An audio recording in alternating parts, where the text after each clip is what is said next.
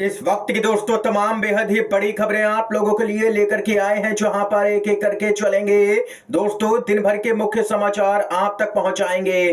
पहली बड़ी खबर में बात होगी, बहुत ही बड़ी अपडेट आ रही है। यूपी के सीएम योगी आदित्यनाथ की मुश्किलें अब बढ़ती हुई नजर आ रही हैं। सोशल मीडिया पर गिरफ्तार करने की मांग तेज हो गई है। जी हां दोस्तों, यूपी के सीएम योगी आदित्यनाथ ने बहुत ही बड़ा विवादित बयान दे दिया है। ऐसे शब्दों का उपयोग किया है जो कि यहां पर सुप्रीम कोर्ट ने शब्दों को प्रतिबंधित किया हुआ है। मुश्किलें पड़ गई हैं। पूरी खबर आप तक पहुंचाएंगे दोस्तों। इसके साथ ही अपडेट में बात होगी, यहां पर केशव प्रसाद मौर्य ने भी योगी आदित्यनाथ को तगड़ा झटका दे दिया है। दोस्तों तीसरी बड़ी खबर में बात होगी, यहां पर इंडिया गठबंधन की महाराष्ट्र में बनने जा रही है सरकार। चौथी बड़ी खबर में आप लोगों को बताएंगे, दिवाली के मौके पर केंद्र की मोदी सरकार ने देश की आम जनता को दे दिया है बड़ा झटका। एक एक करके चलेंगे, हर जरूरी खबर आप तक पहुंचाएंगे। लगातार बने रहिएगा। मुख्य समाचारों की तरफ बढ़ने से पहले दोस्तों, अगर आप लोग भी यही मानते हैं कि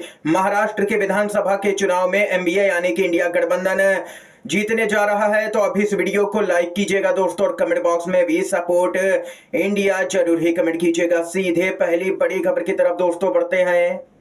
योगी आदित्यनाथ ने एक कार्यक्रम के दौरान यहां पर एससी एसटी समुदाय के लिए यहां पर जो शब्द प्रतिबंधित है उस शब्द का इस्तेमाल किया है, जिसके बाद में सोशल मीडिया पर hashtag arrest Yogi Adityanath trend करने लगा है। कई लोगों ने विरोध दर्ज करवाया है। चंद्रशेखर आजाद जो कि सांसद हैं, निर्दलीय, उन्होंने भी जबरदस्त तरीके से विरोध किया है और लोग यहां पर मांग उठा रहे हैं कि योगी आदित्यनाथ को तत्काल यहां पर गिरफ्तार किया जाए, क्योंकि आप लोगों को बताते चले योगी आदित्यनाथ ने जिस शब्द का प्रयोग किया है उस पर सुप्रीम कोर्ट ने ही प्रतिबंध लगाया हुआ है।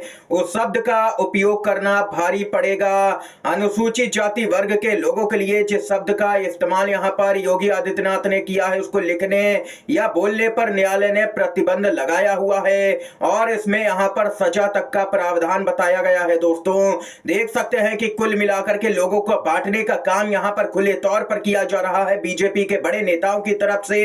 लेकिन इन सब के बीच में केशव प्रसाद मौर्य ने योगी आदित्यनाथ को तगड़ा झटका दे दिया है। जी हां दोस्तों, आप लोगों को बताते चलें, योगी आदित्यनाथ के विवादित नारे बटेंगे तो कटेंगे बीजेपी का नारा नहीं है, ये उत्तर प्रदेश के मुख्यमंत्री केशव प्रसाद मौर्य का कहना है, क्योंकि इस नारे की वजह से भाजपा की किरकिरी हो रही थी। जवाब देते नहीं बन रहा था, क्योंकि नारे से ही लोगों का सीधे तौर पर देख सकते हैं कि गुस्सा फूट रहा है, जिसके चलते अब केशव प्रसाद मौर्य ने किनारा कर लिया है योगी के नारे से। दोस्तों बताते चले आप लोगों को, उत्तर प्रदेश में यहां पर डिप्टी सीएम और विधान परिषद के सदस्य केशव प्रसाद मौर्य ने मुख्यमंत्री योगी आदित्यनाथ के बटेंगे तो कटेंगे वाले नारे पर प्रतिक्रिया दी है और उनके बयान से किनारा कर लिया है। एक साक्षात्कार में डिप्टी सीएम ने कहा है कि विपक्ष इस बात को बेवजह तूल दे रहा है। उन्होंने कहा है कि यह भारतीय जनता पार्टी का नारा नहीं है, हम इस नारे को स्वीकार नहीं करेंगे, यह बीजेपी का नारा नहीं है। यानी कि कुल मिलाकर के देख सकते हैं कि योगी आदित्यनाथ के खिलाफ ही मोर्चा खोल दिया गया है उप मुख्यमंत्री केशव प्रसाद मौर्य की तरफ से। दोस्तों आप लोगों को तो पता ही है कि योगी आदित्यनाथ और केशव प्रसाद मौर्य के बीच में लगातार ठनी रहती है। ये यहां पर खबर सामने निकल के है। अगर आप लोग भी ऐसे विवादित नारों का खुले तौर पर विरोध करते हैं तो अभी कमेंट बॉक्स में जरूर ही बताइएगा दोस्तों, आप लोग विरोध में अगर खड़े हैं ऐसे विवादित नारों के। इसके साथ ही एक और बड़ी अपडेट की तरफ बढ़ते हैं।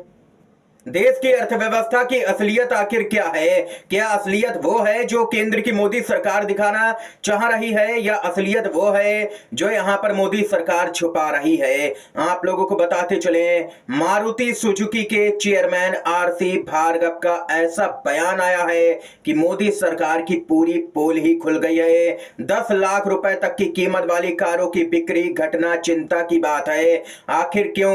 बताते चले, उन्होंने बयान दिया, एक समय था जब कुल बिक्री में इन कारों की हिस्सेदारी 80% होती थी, लेकिन अब यह लगातार घट रही है। ऐसा इसलिए है क्योंकि लोगों के पास खर्च के लिए पर्याप्त इनकम ही नहीं है, पैसे ही नहीं है। यानी कि कुल मिलाकर के कहा जाए, जो गाड़ियां मध्यम वर्ग के परिवार खरीदते थे वे गाड़ियां अब बिकना लगभग ना के बराबर ही हो रही है। ये कहना है मारुति सुजुकी के चेयरमैन आरसी भार्गव का, क्योंकि उनका मानना है कि लोगों के पास में पैसे ही नहीं है तो खर्च कहां से करेंगे। पूरी तरह से पोल खुलती हुई नजर आ रही है दोस्तों। अर्थव्यवस्था दिखाई जाती है भाजपा की तरफ से, तमाम दावे किए जाते हैं, लेकिन जमीनी सच्चाई क्या है इस बयान के जरिए आप लोग समझ सकते हैं यहां पर। इसके साथ ही दोस्तों इंडिया गठबंधन महाराष्ट्र में सरकार बनाएगा। रेवंत रेड्डी तेलंगाना के मुख्यमंत्री हैं, उन्होंने ये यहां पर बड़ा दावा दोस्तों कर दिया है। इसके साथ ही दोस्तों दिवाली के मौके पर मोदी सरकार का दिवाली गिफ्ट सामने निकल के आया है। देश हित में कॉमर्शियल सिलेंडर के दाम में पूरे 62 रुपए का बम्पर विकास किया गया है, यानी कि 62 रुपए बढ़ाए गए हैं। मात्र 90 दिन में 158 रुपए का रिकॉर्ड तोड़ विकास किया गया है। 1 अगस्त को 8.5 रुपए बढ़ाए गए, 1 सितंबर को 39 रुपए, 1 अक्टूबर को 48.5 रुपए और 1 नवंबर यानी कि आज 62 रुपए एकदम से बढ़ा दिए गए हैं। जनता में खुशी की लहर है। थैंक यू बोलने की होड़ सी लग गई है मोदी जी को। कुल मिलाकर के कहा जाए तो जनता को लगातार एक के बाद एक बड़े झटके दिए जा रहे हैं। ये यहां पर खबर है दोस्तों। इसके साथ ही एक और अपडेट की तरफ बढ़ते हैं। महाराष्ट्र में डीजीपी को तत्काल उनके पद से हटाया जाए, कांग्रेस पार्टी पहुंच गई है चुनाव आयोग। महाराष्ट्र में चुनाव से पहले ताबड़तोड़ ट्रांसफर, लेकिन डीजीपी रश्मि शुक्ला को हटाने पर अड़ी है कांग्रेस पार्टी। दोस्तों महाराष्ट्र में विधानसभा चुनाव होने वाले हैं। विधानसभा चुनाव के लिए आदर्श आचार संहिता भी राज्य में लागू है। चुनाव से पहले ही पुलिस अधिकारियों के ताबड़तोड़ ट्रांसफर भी किए जा रहे हैं। इसी क्रम में 28 पुलिस अधिकारियों के तबादले किए गए हैं, इनमें से 15 मुंबई से हैं। और वहीं दोस्तों आप लोगों को बताते चले, यहाँ पर खबर आ रही है कांग्रेस की मांग को नजरअंदाज किया जा रहा है। नाना पटोले ने कहा है कि चुनाव आयोग ने यहाँ पर डीजीपी को हटाने के लिए कांग्रेस की मांग को नजरअंदाज कर दिया था, लेकिन विपक्ष शासित पश्चिम बंगाल और चुनावी राज्य झारखंड के पुलिस अधिकारियों को हटाने के लिए भाजपा की इसी तरह की मांग को चुनाव आयोग ने स्वीकार कर लिया था। उन्होंने कहा कि कांग्रेस ने 24 सितंबर और 4 अक्टूबर को पत्र लिख करके जो डीजीपी है रश्मि शुक्ला उनको हटाने की मांग की थी, और जब चुनाव अधिकारियों ने यहां पर इस मांग को खारिज कर दिया तो चुनाव आयोग पर सवाल खड़े होते हैं। ऐसा क्यों दोस्तों, ये भी बताते चलें।